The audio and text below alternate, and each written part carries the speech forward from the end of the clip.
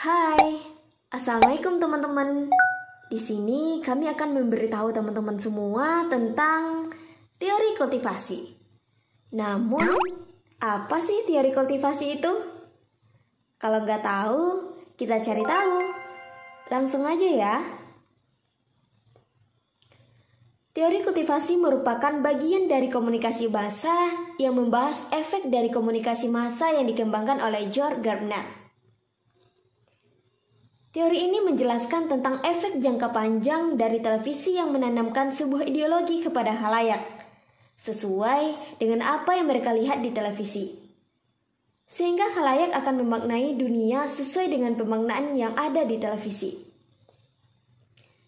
Semakin banyak seseorang menghabiskan waktu untuk menonton televisi, semakin kuat kecenderungan orang tersebut menyamakan realitas di televisi dengan realitas sosial.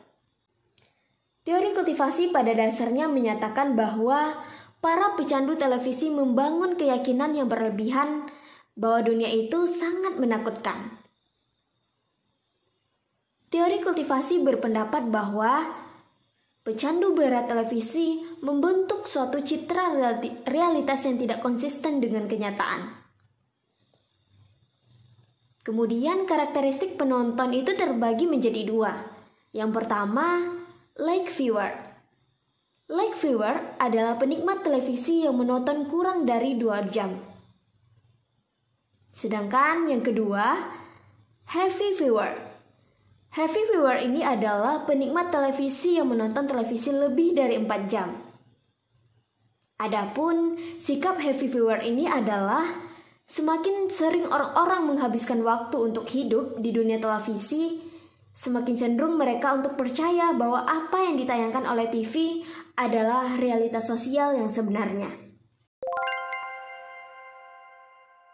Teori kultivasi muncul untuk meneguhkan keyakinan orang bahwa efek media massa lebih bersifat kumulatif dan lebih berdampak pada tataran sosial budaya ketimbang individual. Hal ini terdapat dalam jurnal H.A. Saifuddin dan Antarvenus yang berjudul Cultivation Theory. Di dalam perkembangan media massa atau komunikasi massa, teori kultivasi juga memegang peranan penting, yang dimana fungsi media massa yaitu menyampaikan informasi kepada khalayak umum. Media massa yaitu bagian dari komunikasi massa, media masyarakat dalam mendapatkan informasi. Selain dimanfaatkan untuk mencari informasi, media massa pun menjadi ajang untuk masyarakat dalam mengekspresikan suatu karya dan berfungsi sebagai hiburan. Teori kultivasi dalam bentuk yang paling dasar menunjukkan paparan bahwa sesungguhnya televisi dari waktu ke waktu secara halus memupuk persepsi permisa tentang kehidupan realitas. Teori ini dapat memiliki dampak pada permisa TV, dan dampak tersebut akan berdampak pula pada seluruh budaya kita. Gardner dan Gross tahun 1976 mengatakan, televisi adalah media sosialisasi kebanyakan orang, menjadi peran standar dan perilaku. Fungsinya adalah 1. Enkulturasi. Model-model yang terdapat dalam komunikasi. Yang pertama, model komunikasi satu tahap. Model komunikasi yang menyatakan bahwa saluran media telah berkomunikasi secara langsung. Pesan yang ditunjukkan kepada komunikan tanpa melalui perantara. Misalnya, opinion lender. Namun, pesan tersebut tidak mencapai semua komunikan dan juga tidak menimbulkan efek yang sama pada setiap komunikasi. Yang kedua, model komunikasi 2 tahap. Model komunikasi 2 tahap dikemukakan oleh Paul Lazarev dan Elihu Hertz. Disebut 2 tahap karena model komunikan ini dimulai dengan tahap pertama sebagai proses komunikasi dan tahap berikutnya atau kedua sebagai proses komunikasi antar persona. Ada pula model-model yang terdapat dalam teori kultivasi. Model komunikasi merupakan deskripsi ideal mengenai apa yang dibutuhkan untuk terjadinya komunikasi. Model komunikasi mempresentasikan secara abstrak ciri-ciri penting dan menghilangkan perinci komunikasi yang tidak perlu dalam dunia nyata. Model dapat dijadikan sebagai sesuatu dasar bagi pernyataan kemungkinan terhadap berbagai alternatif dan karenanya dapat membuat hipotensi suatu penelitian. Di dalam model kultivasi dijelaskan bahwa televisi akan menayangkan dunia kekerasan. Tayangan tentang dunia kekerasan akan mudah dipercayai oleh khalayak yang menontonnya, dan pastinya akan menimbulkan adanya perubahan perilaku, ketakutan, dan ada pula kejahatan. Berikut adalah contoh dari video Mean World Index. Another school shooting has taken place, this time in Idaho. As these kinds of shootings increase, one thing becomes clear. Your children are not safe at school. Oh God, change it. This was the second time a terrorist threat has been made on a theme park, leaving everyone to realize that children are not safe outside. Oh God, change it. And it seems there's a new danger to look out for.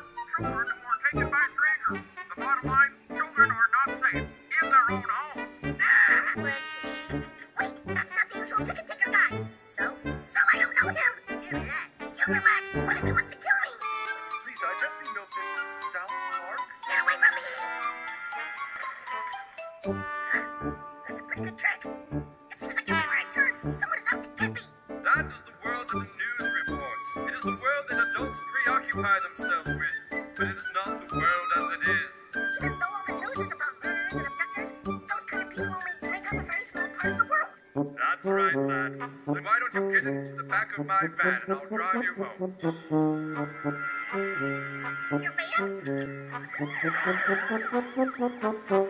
Johnson, give it up! Down, down, down! The Mean World Index. 1. Kebanyakan orang hanya melihat dirinya sendiri. 2. Kita terlalu berhati-hati ketika berhubungan dengan orang lain. 3. Kebanyakan orang akan mengambil keuntungan dari diri kita jika mereka mendapatkan kesempatan. Studi kasus dalam teori kultivasi. Tontonan seperti acara sinetron maupun reality show yang sering menunjukkan kekerasan, perselingkuhan, kriminal, dan lain sebagainya akan dianggap sebagai gambaran bahwa itulah yang sering terjadi di kehidupan realita. Padahal belum tentu semua yang terdapat dalam tayangan itu adalah kejadian-kejadian yang sering terjadi di kehidupan kita. Karena jika ditelaah, semua yang terdapat pada reality show atau sinetron adalah hasil dari skenario belaka. Begitu pula para penikmat kartun yang sudah menonton kartun sudah sejak kecil. Pada awal mereka mulai menonton kartun, mereka beranggapan bahwa apa yang ada di tayangan itu adalah nyata. Misalnya anak-anak yang menonton kartun Hamtaro. Mereka beranggapan bahwa hamster yang menjadi tokoh utama di kartun tersebut benar-benar bisa bicara, layaknya manusia atau manusia dapat berbicara dengan hewan kesayangannya. Yap, berakhir sudah pembahasan kita kali ini tentang teori kultivasi. Terima kasih sudah menonton, semoga bermanfaat. Kurang lebihnya mohon maaf. Wassalamualaikum warahmatullahi wabarakatuh.